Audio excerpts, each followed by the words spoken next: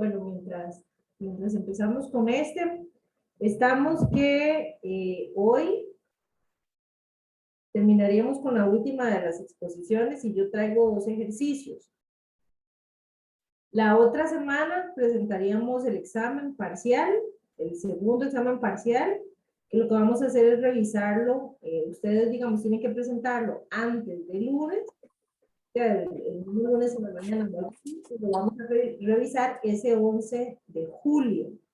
Y tendríamos el examen final el 18 de julio. ¿Estamos? Sí, señora. En el examen final, ¿qué saldría? Ahora lo vemos si quieren. De acuerdo, muchas gracias. Profe, Dígame. ¿le puedo hacer una consulta en torno al examen parcial, al trabajo de análisis? Dígame. Es que no sé, digamos, si existe un máximo de páginas. Es que este fin de semana lo estuve haciendo y yo veo como que me está quedando bastante amplio. Entonces, como para aclarar eso y si no para ver qué tengo que quitar o así. No existe un máximo. Ah, ok. Lo importante es que usted lo entienda. Ok, ok. La que va a lidiar con ese reglamento de aquí a futuro, digamos, ¿verdad? Ajá. Entonces, lo más importante es que usted logre un instrumento que usted le vaya a servir para futuro. Entonces, no se preocupe, porque eso es más que eso es como más un resumen para usted. Ok, perfecto, profe. Muchísimas gracias. Ok. Bueno, yo creo que ya podríamos iniciar. Nazaret y las compañeras pueden. Profe, antes de iniciar para hacer una consultita, nosotros teníamos planeado una actividad para final de la exposición. ¿Sí nos dará chance o mejor no la hacemos? No. Kahoot. Ajá, Okay. Perfecto. Participe, se queda. Está bien, profe. Está quedado. Ok.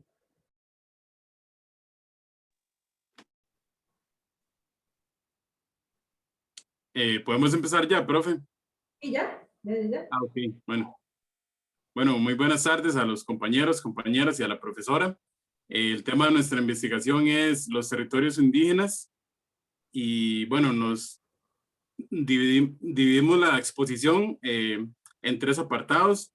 El primero que tiene que ver con la delimitación de los territorios indígenas y vamos a ver algunos aspectos como el tema de la posesión y la propiedad. Luego un segundo apartado que tiene que ver con la protección legal y digamos otras normas en el ordenamiento jurídico costarricense que están relacionadas con los territorios. Y por último, un análisis de sentencias con respecto a esto mismo, que tiene que ver con la propiedad, la posesión y digamos una categoría especial que tienen los territorios indígenas en el ordenamiento costarricense. Entonces, para empezar, siguiente, por favor. Quisiera primero hacer como una aclaración conceptual, empezando, digamos, ¿qué se entiende por persona indígena? Vamos a decir que una persona indígena es aquella que pertenece a un grupo étnico que desciende de manera directa de las civilizaciones precolombinas y que mantiene su propia identidad. Además, es muy importante aclarar que no solo basta con autoidentificarse como indígena, sino que esa persona tiene que ser aceptada por los pueblos indígenas como uno de ellos. Es decir, en otras palabras, que son las mismas comunidades las que tienen ese derecho exclusivo a decidir quiénes forman parte de su población. Ahora bien, es importante también aclarar, digamos, la diferencia entre 2 términos que a veces se utilizan como sinónimos, pero que en realidad no lo son, que son las comunidades indígenas y los territorios indígenas. Con respecto a las comunidades indígenas, se refiere a la población como tal. Entonces, esa población como tal tiene que tener algunas características. Por ejemplo, se habla de una continuidad histórica de carácter precolonial y previa a la invasión española. Pero digamos, el fin primordial de las comunidades es preservar, desarrollar y transmitir a futuras generaciones aspectos relacionados con su identidad, que tienen que ver como la cultura, la religión, el idioma, sus sistemas legales, sus instituciones sociales y por supuesto la ocupación de territorios ancestrales. Ahora bien, los territorios indígenas se refiere únicamente al área geográfica que se encuentra ocupada por las comunidades. Aquí es muy importante aclarar que son mal llamados también reservas indígenas, pero desde 1993 la Sala Constitucional, a través de su jurisprudencia, ha dicho que es un término erróneo en el sentido de que tiene una connotación negativa que se asocia, digamos, con un aislamiento o encierro. Entonces, que se les debe llamar territorios indígenas y no reservas. Lo curioso es que esta sentencia es como de 1993 y encontramos en legislación, en doctrina, otro tipo de normas, perdón, digamos, la terminología de reserva. Entonces, como que no se ha aplicado bien, a pesar de que esa sentencia lleva ya más de 20 años. Siguiente, por favor. Con respecto ya a los territorios indígenas, en Costa Rica se encuentran 24. Esos 24 territorios se encuentran ocupados por 8 comunidades. Entonces, aquí podemos ver que existen los Chorotega, la población Chorotega, los Maleco, que también se les conoce como Guatusos, los Huetares. Siguiente, por favor.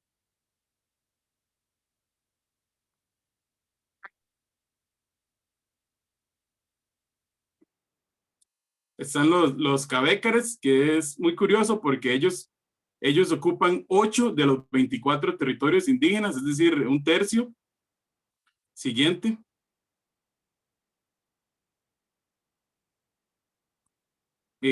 Los Bribrís, que ocupan 4 de los territorios. Siguiente. Los Terrabas y Bruncas. Y por último, los Guaimíes. Aquí es algo muy curioso porque, digamos, en toda la doctrina que uno consulta o incluso las mismas normas se habla de que existen 24 territorios indígenas y 8 poblaciones, pero digamos, los guaimíes son una población que está conformada por 2 poblaciones indígenas, que son los Engabe y los Buglé. Digamos, ellos deciden vivir de manera conjunta porque poseen una estrecha relación cultural y sociohistórica, digamos, que es muy cercana. Entonces, por eso es que se habla de que existen 9 poblaciones, pero digamos, a lo largo de la doctrina y digamos, en términos normativos, se tiene que son 8 poblaciones y no 9. Siguiente. Bueno, con respecto a la información demográfica, nosotros consultamos doctrina muy reciente y los datos que existen en el país de la población indígena, digamos, los datos más recientes corresponden al 2011, que son datos del Instituto Nacional de Estadística y Censo, que nos dice que, digamos, que en Costa Rica existen 104,000 personas indígenas, que equivale al 2.4% total de la población del país. Y también esta información nos señala que existen, que son 24 territorios que abarcan un total de 350,000 hectáreas, que esas hectáreas equivalen a 6.7% del territorio nacional. No sé si podemos poner el mapa un momento Vamos a dejar de compartir pantalla, es que se ve como muy pequeñito cuando lo adjuntamos a la presentación, entonces es como para que se entienda, para que se pueda ver un poco mejor. Bueno, como pueden ver en ese mapa, no sé si se aprecia bien, pero por ejemplo... Está lindísimo, sí. podemos ver que, digamos, la gran mayoría de territorios indígenas se concentran como en la parte sureste del país. Tenemos los Ortegas y los Malecos, que son como en la parte más norte del país, pero digamos, la gran mayoría se concentran en la parte sur del país. Y digamos, el que es como un rojo, los territorios que están como marcados en rojo, se pueden ver que son los territorios Cabecar, que yo les decía que son los que no, perdón, son los morados, que yo les decía que ocupan 8 de los 24 territorios, es decir, un tercio. Entonces ahí se puede ver, digamos, un poco cómo está distribuido los territorios indígenas.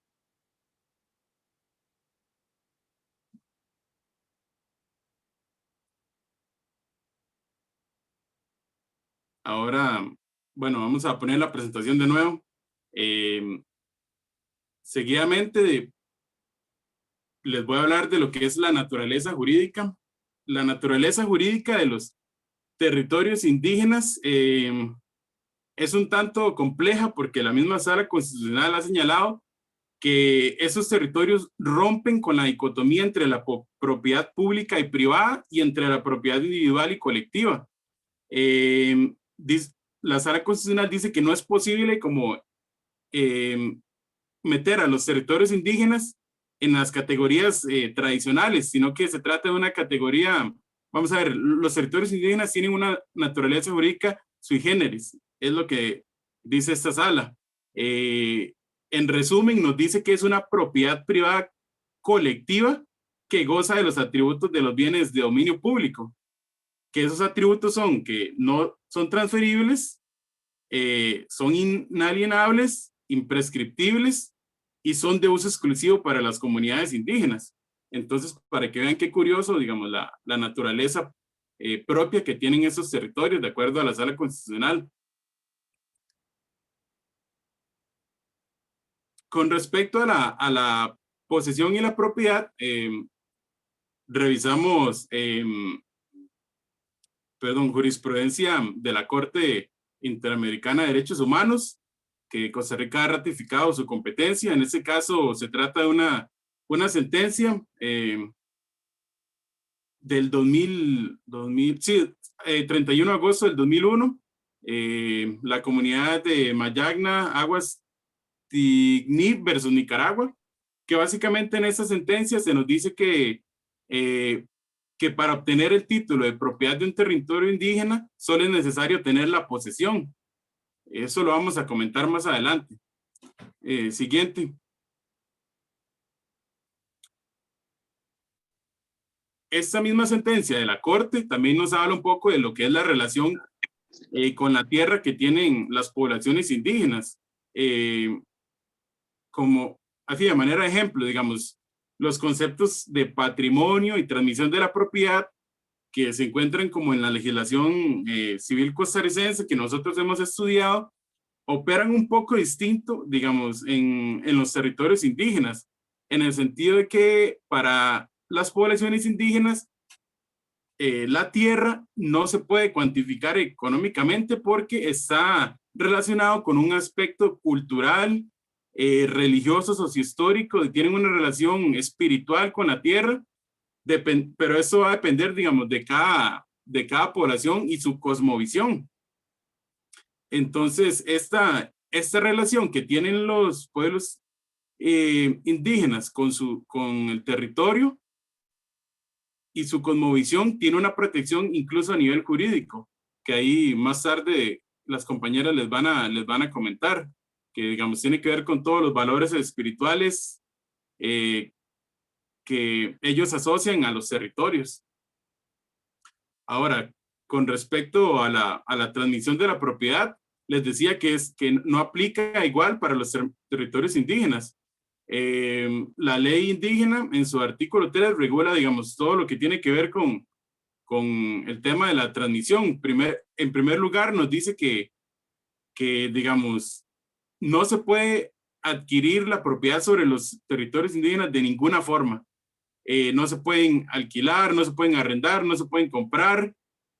Nos dice que inalienables e imprescriptibles, y también que los territorios indígenas no se pueden transferir y son de uso exclusivo de las mismas comunidades. Esta ley también dispone que cuando existe un negocio jurídico entre una persona indígena y un no indígena, ese negocio jurídico se tiene como nulo. Y además, esta ley se puede decir que faculta a las personas indígenas a negociar sus tierras con otros indígenas. Y básicamente, ¿qué significa eso? Significa que son los mismos pueblos indígenas los que tienen que determinar cómo se transmite la propiedad de los territorios según sus sistemas sociales, sus sistemas sociales y según sus sistemas jurídicos, que eso incluso tiene protección a nivel internacional.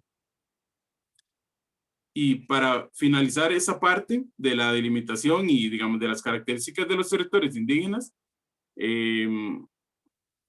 nos gustaría comentar también lo que ha señalado la jurisdicción agraria con respecto a los territorios indígenas, porque la jurisdicción agraria ha hecho, bueno, ha caracterizado a los territorios indígenas que tienen un carácter especial. En primer lugar, bueno, nos dice que tienen una protección supraconstitucional. Eso lo van a comentar las compañeras cuando hablen de la protección legal, pero digamos, se pueden encontrar normas en el convenio número 169 de la OIT, si no me equivoco, y en la Convención Americana sobre Derechos Humanos, pero principalmente ese convenio. También se nos dice en esa sentencia del Tribunal Agrario que la propiedad de los territorios indígenas tiene un carácter colectivo. No puede pertenecer a una sola persona, sino que es un derecho que se ejerce de forma comunitaria. También una característica de los territorios indígenas es que constituyen la base fundamental de la cultura, de la vida espiritual y de subsistencia económica, que es lo que les decía antes, que incluso tiene protección a nivel normativo. Y otra característica es que, vamos a ver, la propiedad, eso también lo ha comentado antes, la propiedad no se regula por título ni por inscripción, sino que en el tema de los territorios indígenas basta con que un pueblo indígena tenga la posesión en sentido comunitario, como les decía antes. Entonces, es muy diferente algunos términos que conocemos nosotros o que hemos estudiado para cuando se aplican a territorios indígenas. También el Tribunal Agrario ha señalado que cuando existen conflictos sobre la propiedad comunitaria indígena, son ellos mismos los que tienen que resolver el problema, tienen que acudir a la Asociación de Desarrollo Integral, que es la competente para conocer las necesidades de la comunidad, y cuando existen conflictos de propiedad y posesión, siempre prevalece la costumbre indígena, siempre, incluso por encima de la legislación civil, y también, como les decía antes, esas propiedades tienen un carácter colectivo y ese interés colectivo prevalece sobre el interés individual. Y estas son algunas de las características que tienen los territorios. Ahora las compañeras les van a hablar de la protección legal que tienen los territorios indígenas. Bueno, buenas tardes, compañeros. Como lo mencionó Miguel, en esta parte lo que nosotros vamos a realizar es hablar sobre lo que sería la protección legal de estos territorios. Lo que buscamos es como delimitar los cuerpos normativos que amparan a esta población cuando desean acudir a lo que sería un sistema judicial. En este sentido, bueno, sería importante resaltar que las diversas comunidades indígenas en lo que sería, digamos, respecto a sus costumbres y tradiciones, como lo mencionó Miguel anteriormente, suelen resolver con sus propios sistemas de justicia indígenas. Y entonces las normas son creadas dentro de cada una de las comunidades. Como lo vemos en esta diapositiva, por parte de la Sala Constitucional existen 3 dimensiones de los derechos indígenas. La primera nos habla de lo que sería el derecho indígena como tal y nos dice que él mismo se refiere a una parte del derecho que sería un conjunto de normas que le es propio a estas comunidades y que también es sustentado en su poder de autodeterminación. Es decir, lo tienen como una manifestación específica de la autonomía política y social que reclaman los pueblos indígenas. Es importante reconocer que este tiene reconocimiento de rango constitucional gracias a lo que sería los derechos, derecho internacional de los derechos humanos. Luego también encontramos lo que serían los derechos fundamentales de los pueblos indígenas, que refiere al carácter colectivo de los mismos, es decir, los derechos que le pertenecen por ser una comunidad de personas indígenas, como lo mencionaba anteriormente el compañero. Y además es importante saber y conocer que en Costa Rica esto se regula a partir de la ley indígena cuando se habla de comunidades indígenas, específicamente como se menciona aquí en los artículos 2, 3 y 4 y entre otros. Además, respecto a lo que serían los derechos fundamentales de las personas indígenas, estos les pertenecen a las personas indígenas en su individualidad. Es decir, se considera a cada indígena de manera individual, no como comunidad, sino por ser parte de esa comunidad. Siguiente, por favor. La voy a interrumpir un momento, perdón, para proyectar como un cuadro que habíamos puesto en el trabajo de investigación, ¿verdad? Que explica como lo que Susi está diciendo. Entonces, sería como esto para que lo entiendan tal vez de una forma más gráfica, lo que ella indicó, el derecho indígena, ¿verdad? Y que dentro de este se encuentran como estos dos grandes. Este cuadro, si a alguien no quiere y le interesa, se lo podemos pasar. Pero esto es básicamente lo que Susi dijo en forma gráfica.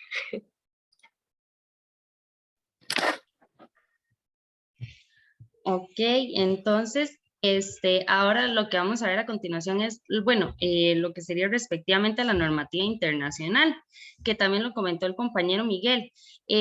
La principal normativa en sentido internacional que regula este tema, lo podemos encontrar casi que en estos dos convenios, que es el 169 de la OIT.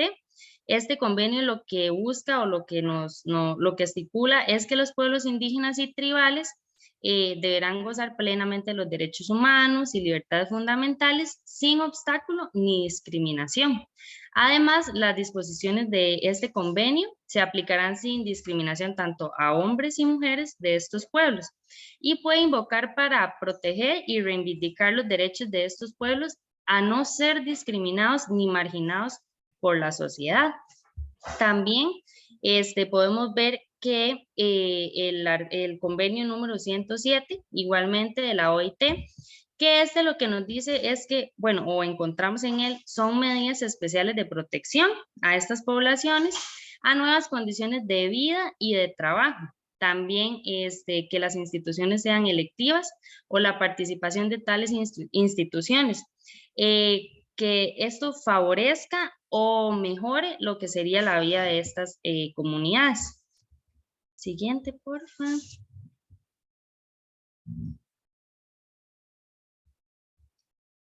Ajá. En cuanto a lo que sería la nacional, podemos encontrar la Constitución Política, donde si bien no de manera específica el derecho de estas comunidades no se encuentra estipulada como tal, podemos ver el tema de lo que sería del derecho a la propiedad, que están estipuladas en el artículo 41 y 45. Y estos artículos son aplicables de manera efectiva. Sin embargo, por no existir norma expresa sobre el tema de territorialidad de estas comunidades, la Sala Constitucional de la Corte Suprema de Justicia delimitó el tema, por ejemplo, en 2 votos que nosotros estudiamos, que fue el 8019 del 2000 o también el 1768 del 2011.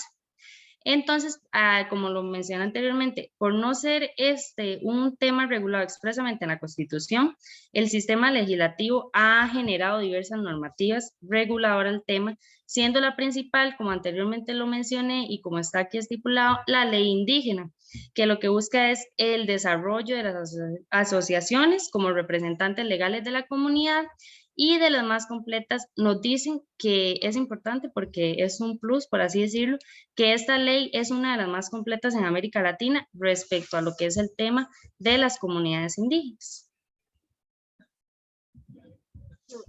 Ahora bien, respecto a otras normas, bueno, aquí podemos hacer mención primero al Código Civil. En realidad, digamos, podría como creerse que no aplica de manera directa, sin embargo hay ciertos temas que hay que tener en cuenta, como por ejemplo el derecho de posesión, que va a implicar como esta facultad que tiene la persona bajo su poder y voluntad, el bien, digamos, es quien tiene en su poder el bien, tiene el derecho de posesión, pero no necesariamente es quien tiene el derecho de propiedad, ¿verdad?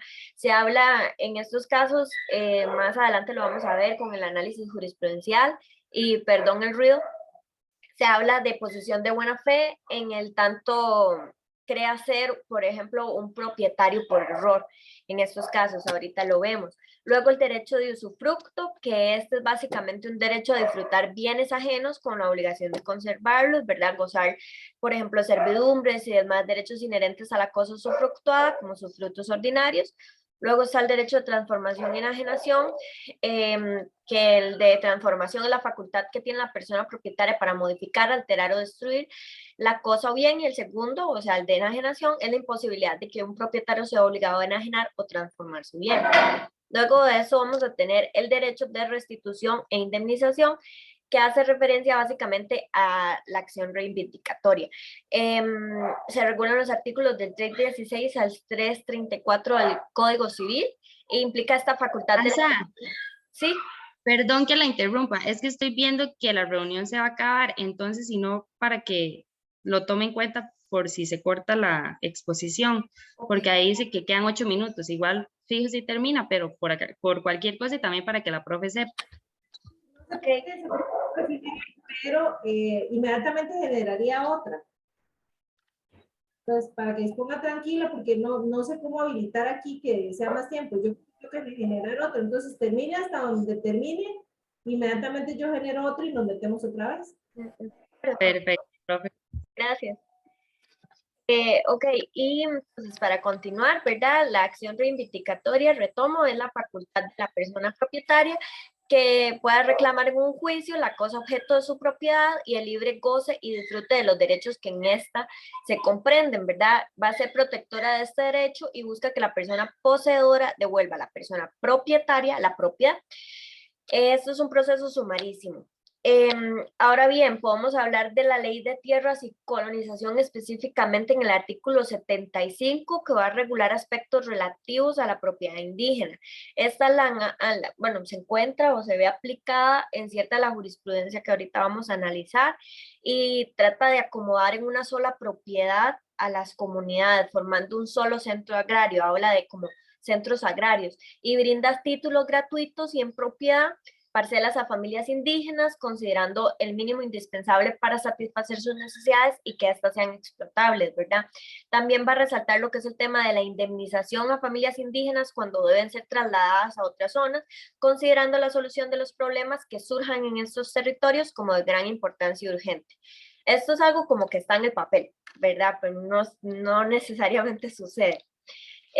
Y por último, también es fundamental mencionar la ley de creación de la CONAI, que es la Comisión Nacional de Asuntos Indígenas, que si bien inicialmente no mantenía ninguna mención sobre el derecho de los territorios indígenas, se le da una reforma con la ley 56-51, donde se introduce un transitorio que es de interés para el derecho de las propiedades indígenas. ¿Por qué?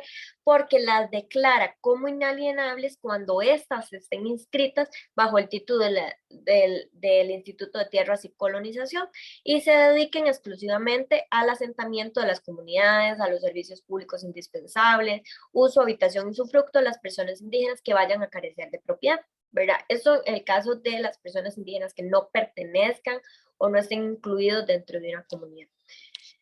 Ahora, corresponde analizar el tema de análisis jurisprudencial.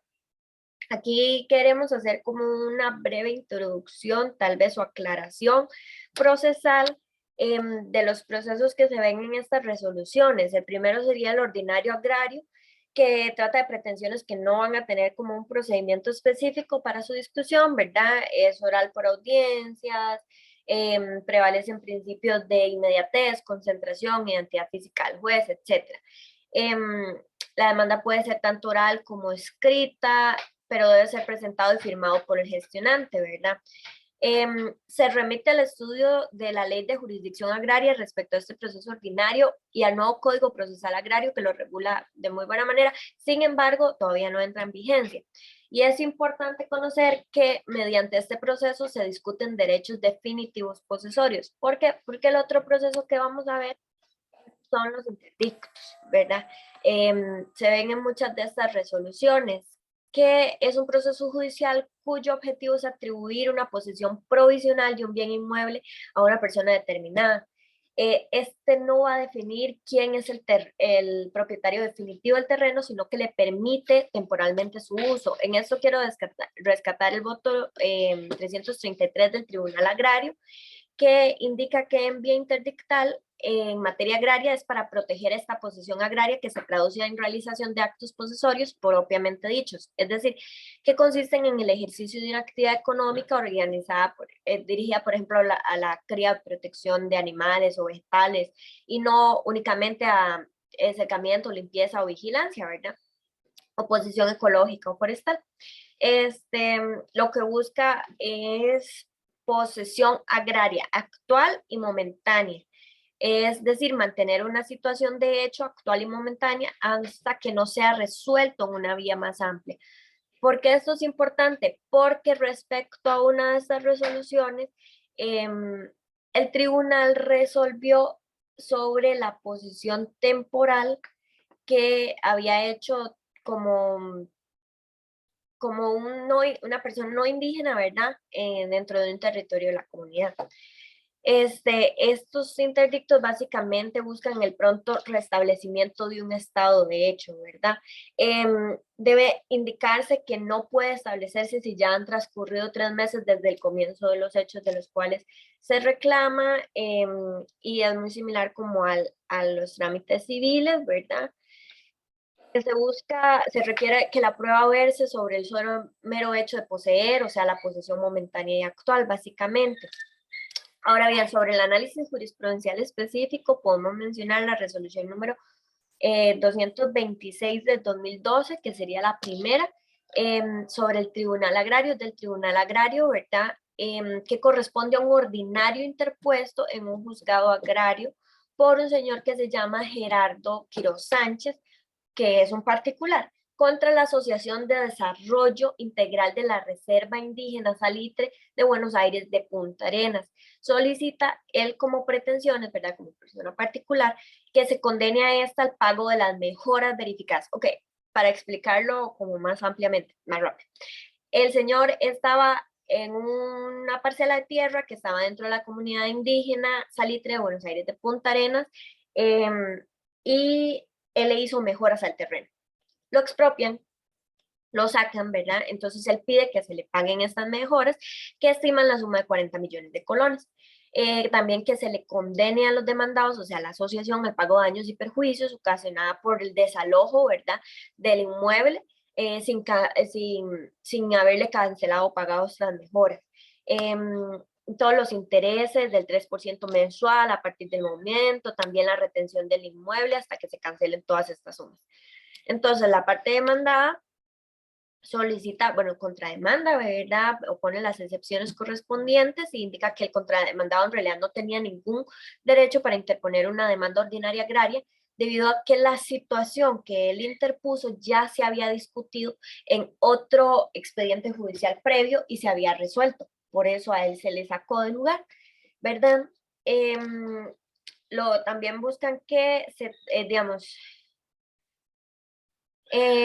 que se declare que lo que él está haciendo son actos espurios para dilatar el cumplimiento, porque interpone una medida cautelar, para dilatar el cumplimiento del desalojo que ya se le había ordenado por el Tribunal Agrario de San José, que no corresponde ordenar esta medida cautelar, ¿verdad? Y que en razón de esta actuación dolosa dilatoria se le condene al pago personal de daños y perjuicios. Entonces, el juzgado de primera instancia resuelve sin lugar la demanda contra la Asociación de Desarrollo, ¿verdad? Y condenan costas a la parte actora, o sea, a la persona particular que se encontraba en un territorio indígena. Entonces, van al tribunal y presentar recurso de apelación la persona particular, y el tribunal considera que al tratarse de un territorio indígena, los reclamos sobre mejoras deben alegarse con base a la ley indígena y no con base en el Código Civil como él lo estaba haciendo, que fue el tema que ya habíamos visto en clase. Es así, ¿verdad? Como aplica entonces el artículo 3 específicamente de la ley indígena, que indica, y cito textualmente, que todo traspaso o negociación de tierras o mejoras de estas en los territorios indígenas